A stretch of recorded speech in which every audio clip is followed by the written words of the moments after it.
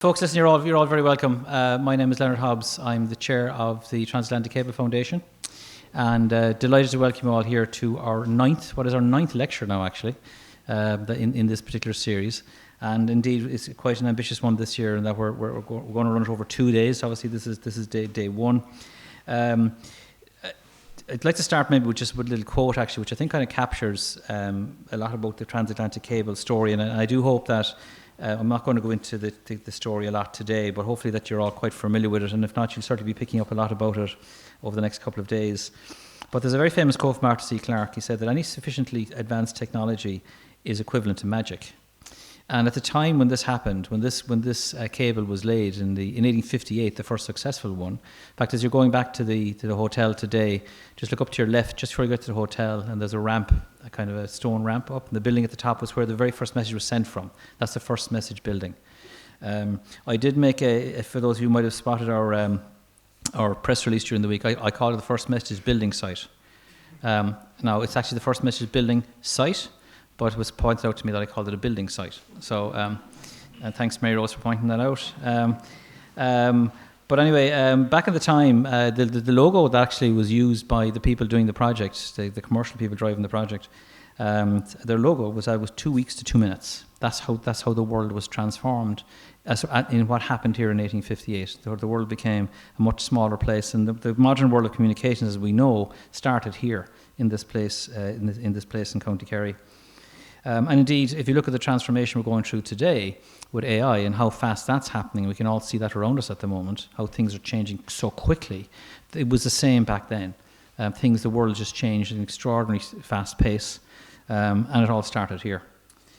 So that's really why we're gathering here. Indeed, in 1858, when the first message was sent, one of the first messages was sent was very much thanking God for the great work. And it said that Europe and America, united by the telegraphic communications, glory to God and the highest on earth goodwill towards men. And there was a belief at the time, actually, that God had provided for the project, and that they found a plateau across the Atlantic where they could lay the cable, and it was this amazing flat plateau where they laid the first cable, and that was part of its success. And they believed that was kind of put down to God.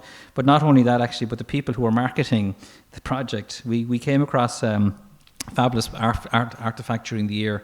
It was given to us by friend of a friend sort of thing, whose father found this artifact in his attic. It's a 30-foot long piece of paper from 1856. And it's a picture, or it's a painting, or a drawing, actually, of the soundings that were taken to find this path across the Atlantic where they could lay the cable. And on it says that the entire route from St. John to Valentia, 1,900 miles, found a very soft and fine bottom without a single rock. Now we know that's completely untrue. That it is very rocky, and it's very mountainous, and it's very complicated under the ocean. But obviously, the people who are marketing, we were actually looking at the document, saying, I wonder what the document was for. It was 30 feet long, one piece of paper, and we were like, it's obviously a marketing. It was the older version of what we now call a slide deck or a pitch deck. So it was for the investors pitching to investors to invest in the project, and they were telling him that the ocean was just a sandy bottom, which of course we know it wasn't. But anyway, they managed to convince them. So in terms of UNESCO, of course, what's the driver behind this project is UNESCO, and the drive to get UNESCO heritage status for this particular building, the cable station, and other buildings, including the first message building, the one I mentioned, and also some other sites around the island. Again, just to describe how significant that is, if you're not familiar with it, we only have 2 UNESCO sites in Ireland: Brunaboyna and the Skelligs off the coast here, and of course also in the north you have the Devil's Causeway. But that's all, So Ireland has very few heritage sites, and there's a big push by government now to increase the number of heritage sites that we have. And indeed, just this week in Paris, the government announced their Ireland's World Heritage Strategy. Valentia is very much called out as one of the 4 current candidates that are being accepted by government, are now being actively worked. And it describes the UNESCO project as being one of social and one that can deliver a social and economic dividend once it gets this status as being of that nature. And then because of that, then as a foundation, we're very proud to support the local community here, particularly the Valentia Island Development Community. Naomi Hall is here, the chairperson, and really want to recognise the great work that they do in just keeping the story alive, which they've done for many generations now, keeping the buildings alive and supporting wherever they can to try to really deliver on that dividend and prepare to deliver that dividend for when the status is actually delivered. In terms of a status, actually, the Kerry County Council are very much now driving this project in close collaboration with their counterparts in Canada, because this is a transnational project, and we're delighted to be joined actually with I know James is here from the Canadian government, and we've got David from the embassy here. Delighted to be joined by colleagues from Canada, because this is very much a joint transnational project between the two countries, and it's very exciting in that regard. But great progress has been made in it between the two communities, and just this year now, I think around September, they'll be submitting a preliminary assessment to UNESCO. It's the first step that you submit, and you get the assessment back then, and then you respond to that. So it's looking pretty good, and we reckon probably by the end of the decade we should have the status at that stage nailed down.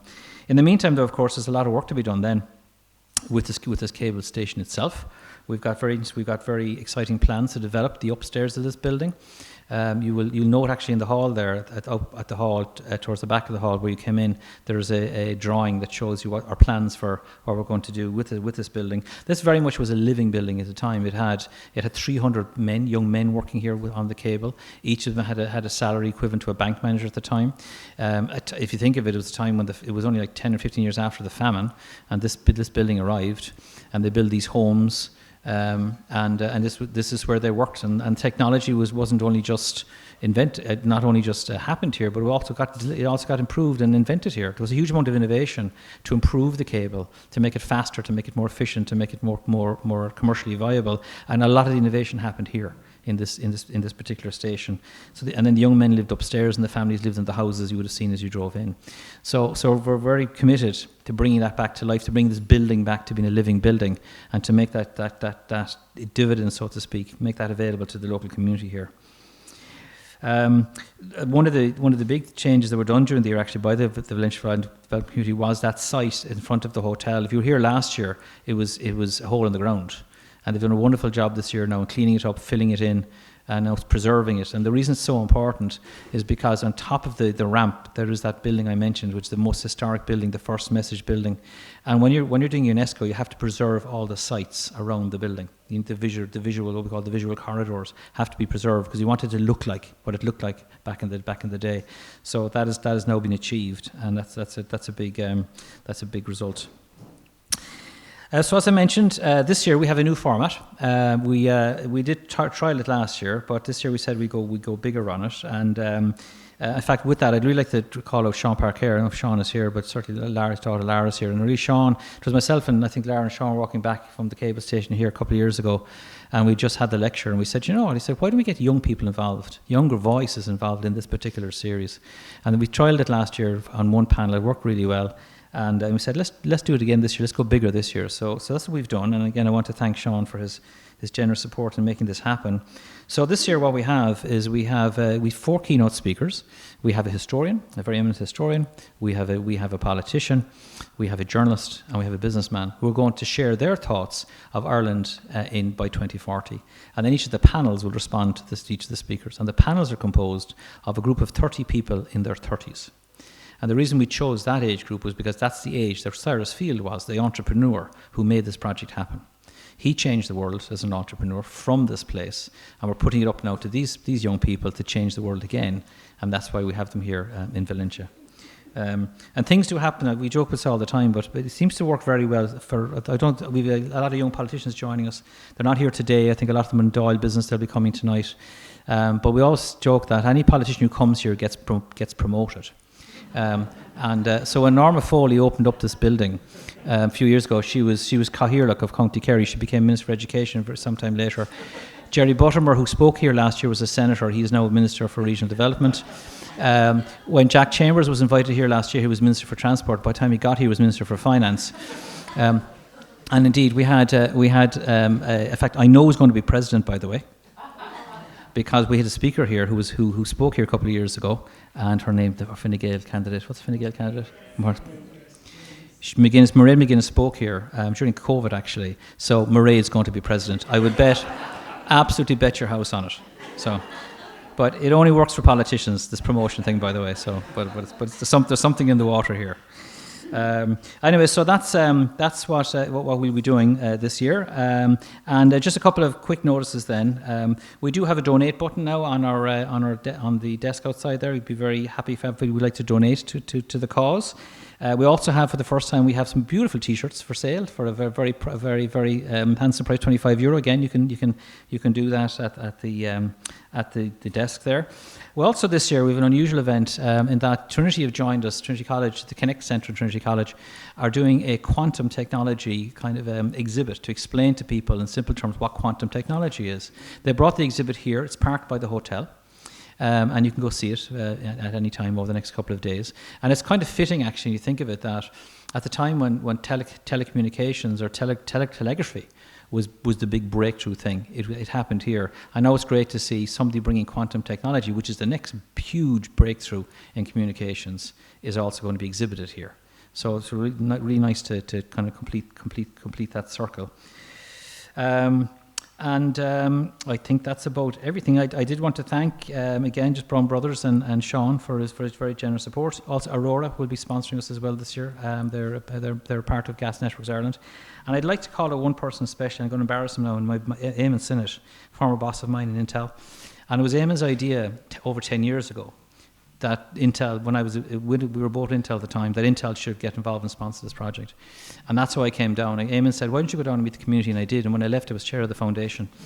And it's taken me 10 years to convince Eamon to come. But Eamon's now here, so I'm delighted to hear. And I didn't want to recognise Eamon for that because we wouldn't have it without him. So.